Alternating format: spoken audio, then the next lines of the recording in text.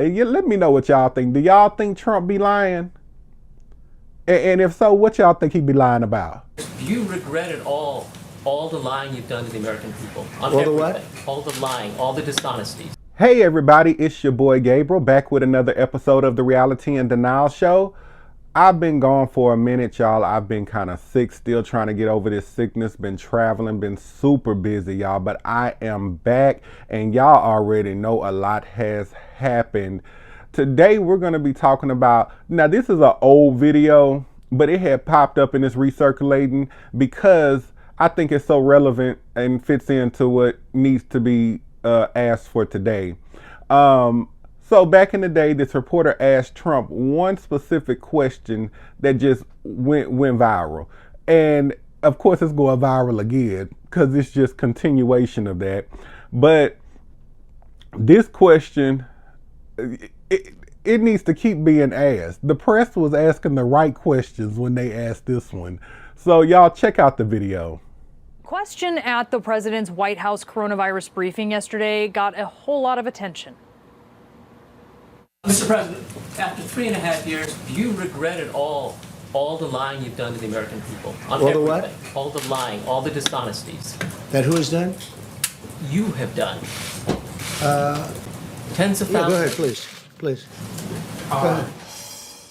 Joining me now is the reporter who put the president on the spot there. SV Date is with us. He's the senior White House correspondent with the Huffington Post.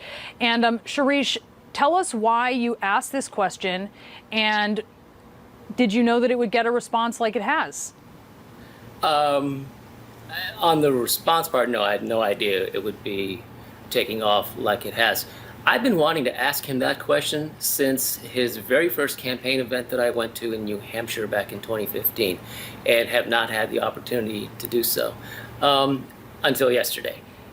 And it seems to be like the key question of his presidency. I mean, the president says so many things that are not true, and sometimes it's not important, but sometimes, in the middle of a crisis, a pandemic, it is. And I wanted to see whether, given any reflection, given all this time, whether maybe he had some regrets about it. And apparently not. Did you think he would answer it? I wasn't sure. I mean, the easiest thing was to ignore it like he did. But sometimes he picks fights. Sometimes he will say, well, no, you're fake news, or, how do you know I'm lying, or you're lying, or I didn't know exactly what was going to happen, but I thought there was a decent chance he would just call someone else, and that is, in fact, what happened. You're very aware the response has kind of illuminated the divide when it comes to people who are for the president and are against the president. People who are critical of the president championed the question that you asked. They feel very deeply their objections to the president's repeated tens of thousands of lies. But there's also, and I assume you may be aware of this, but when it comes to the White House press corps, there's also some, I think, kind of, I don't want to say, I guess I would say criticism of the question that you asked. I spoke with a number of your colleagues over at the White House from other outlets about the question. And what I learned from them is that they respect you personally. I heard that from a lot of people. They wondered, especially in your capacity being a print pooler who was representing more than just the Huffington Post, if that was an appropriate question or if it was a stunt. And I wonder, what do you say to folks who say that maybe that wasn't an appropriate question? What's your reaction to that? Sure. I mean, and I get that. But, I've been doing this for a long time. Okay. And I think I understand that when someone that we're covering is gonna lie to you most of the time, there's not a whole lot of point in asking him, what do you think about the payroll tax? And what do you think about this vaccine? He does a lot of the time he doesn't know the answer. He'll just make something up. And the one key question that we all have, I think, is why does he do this? And we're entitled to an answer. I mean, it's okay, it's fine in a democracy to disagree about policies. I mean, that's what we're about. That's why we have debates. That's why we have legislatures. That's why we have this whole giant system. But it's not okay to not tell the truth. That is a problem.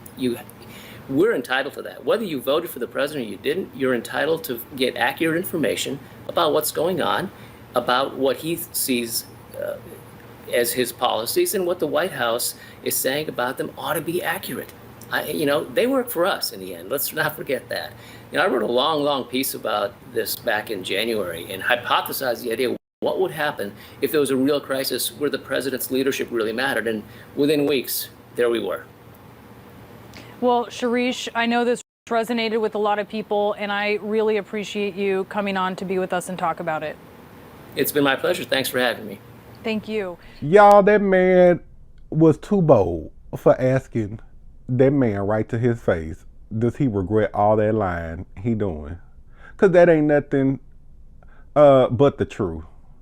That man straight up lying about everything, even till today. I know that was referencing his first presidency, coronavirus and all that was going around. But man, it's been so many lies. I mean, the man lied his way to get to the presidency this time, and these people he done sold them some lies and they bought into it.